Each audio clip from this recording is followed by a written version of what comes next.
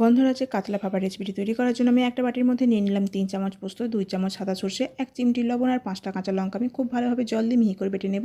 এদিকে একটা কড়া নিচে কড়ার মধ্যে নেব 8 পিস কাতলা মাছ। মাছটাকে আগে থাকতে খুব ভালোভাবে জল দিয়ে ধুয়ে লবণ আর হলুদ মাখিয়ে রেখেছিলাম 1 ঘন্টা আগে। সেই মাছটা দিয়ে দিলাম আর দেব এখানে আধখানা গন্ধরাজ লেবু। গন্ধরাজ লেবুটাকে খুব ভালোভাবে নিগড়ে রসটাকে দিয়ে দিলাম। এখানে মাপ হিসাবে প্রায় 2 চামচ মতো গন্ধরাজ লেবুর রস দিলাম একটুখানি মিষ্টির গুঁড়ো আর 1 চামচের 4 ভাগের 1 ভাগ মতো দিলাম লবণ আর একটু টক দই। এখানে 100 গ্রাম মতো টক দই দিচ্ছি। খুব ভালোভাবে মাছটাকে মাখিয়ে 10 মিনিট মতো চাপা দিয়ে রেখে দেবো। 10 মিনিট পরে যে পোস্ত আর সর্ষেটা বেটে নিয়েছিলাম সেটা দিয়ে দিলাম আর একটু উপর থেকে জল আর 4 থেকে 5 চামচ মতো দিয়ে দিলাম সর্ষের তেল। তেলটাকে দিয়ে একটু চামচ দিয়ে খুব ভালোভাবে মাখিয়ে নিলাম আর 4 থেকে 5টা দিয়ে দিলাম লেবু পাতা। আপনাদের কাছে যদি লেবু পাতা না থাকে তাহলে আপনারা গন্ধরাজ লেবুকে গোল গোল করে কেটে দিতে পারেন, তবে সেটা একদম শেষে নামানোর ঠিক 2 মিনিট আগে দিয়ে এদিকে গ্যাসটা জ্বালিয়ে দিলাম। গ্যাসটা জ্বালিয়ে লো ফ্লেমে করে এটা 15 থেকে 20 মিনিট মতো ভাপে সেদ্ধ করে নিলে একদম রেডি এই রেসিপিটি।